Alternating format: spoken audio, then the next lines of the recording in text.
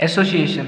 तो दोस्तों इस वीडियो में हम एसोसिएशन के बारे में बात करेंगे कि एसोसिएशन हमारी क्या होती है। ठीक है, देखो एसोसिएशन हमारा एक प्रोसेस है। ठीक है, एसोसिएशन एक प्रोसेस है जिसमें cation and anion present in solution come together to form a discrete chemical species. जो कैटायन और एनायन होते हैं, ठीक है, कैटायन यानी कि जो पॉजिटिव चार्ज वाले आयन हैं और एनायन जो कि नेगेटिव चार्ज वाले आयन हैं, वो एक साथ आ जाएंगे सॉल्यूशन में। ठीक है, और एक साथ आके एक डिस्क्रीट केमिकल स्पीसीज बनाएंगे। ठीक है, एक अलग दिखने वाली केमिकल स्पीसीज बनाएंगे। ठीक, तो इसको कहते हैं हम एसोसिएशन।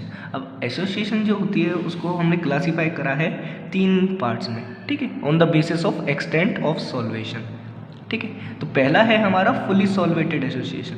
ठीक है, अब फुली सॉल्वेटेड एसोसिएशन में क्या होता है, देखो both the ion have complete primary solvation sphere. ठीक है, देखो एक तरफ हमारे पास पॉजिटिव आयन है हमारा, दूसरी तरफ नेगेटिव आयन है।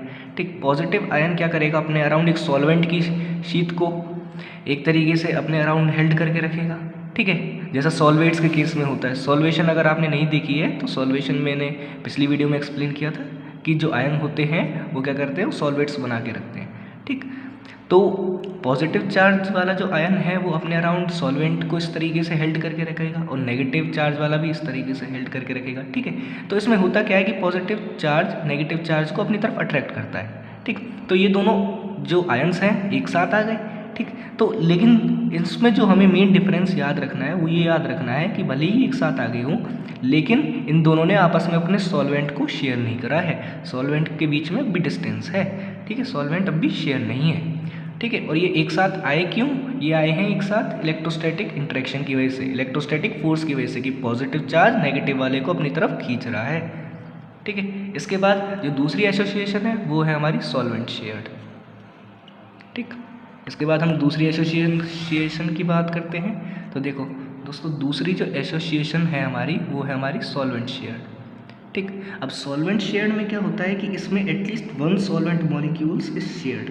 ठीक, कि एक सॉल्वेंट का मॉलिक्यूल जरूर शेयर होता है। ठीक है, कैटायन और एनायन के बीच में। देखो पॉजिटिव चार्ज है, नेगेटिव चार्ज है।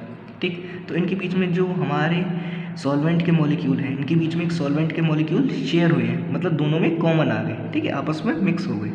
ठीक, तो इसको ही हम क्या कहते हैं, इसका ही दूसरा नाम, सॉल्वेंट शेयर का ही दूसरा नाम है outer sphere complex. Outer sphere complex क्यों, क्योंकि भाई जो आउटर स्फीयर था इसका सॉल्वेंट का वो आपस में मिक्स हो गए हैं। ठीक है, इसलिए इसको आउटर स्फीयर कॉम्प्लेक्स भी कहते हैं। ठीक, अब इसमें जो मेन फोर्स है वो है हमारा इलेक्ट्रोस्टैटिक फोर्स। ठीक है, क्योंकि पॉजिटिव चार्ज नेगेटिव चार्ज को अपनी तरफ खींच रहा है, इसकी वजह से ही ये आपस में एक साथ आए हैं। ठीक, इसके बाद थर्ड है हमारा कॉन्टैक्ट आयन। ठीक है, कॉन्टैक्ट आयन में क्या होता है कि जो दोनों आयन होते हैं वो बिल्कुल एक साथ आ जाते हैं। ठीक, इसमें तो सॉल्वेंट शेयर कर रहे थे लेकिन दोनों आयन सेपरेट थे, एक साथ नहीं थे। ठीक है, अब कॉन्टैक्ट आयन में क्या होंगे, दोनों आयन एक साथ आ गए, पॉजिटिव और नेगेटिव वाले आयन भी एक साथ आ गए। अब इनके बीच में, आयन्स के बीच में ही बॉन्ड की फॉर्मेशन हो रही है। ठीक, तो इसलिए इसका दूसरा नाम क्या होता है, इनर स्फीयर कॉम्प्लेक्स। ठीक है, इनर स्फीयर कॉम्प्लेक्स। ठीक, और इसमें बॉन्ड की फॉर्मेशन होती है और वो बॉन्ड कौन सा होता है, कोवैलेंट बॉन्ड फॉर्मेशन। ठीक है, दोनों आयन्स के बीच में कोवैलेंट बॉन्ड की फॉर्मेशन होगी। ठीक है, तो ये थी बात हमारी एसोसिएशन के बारे में।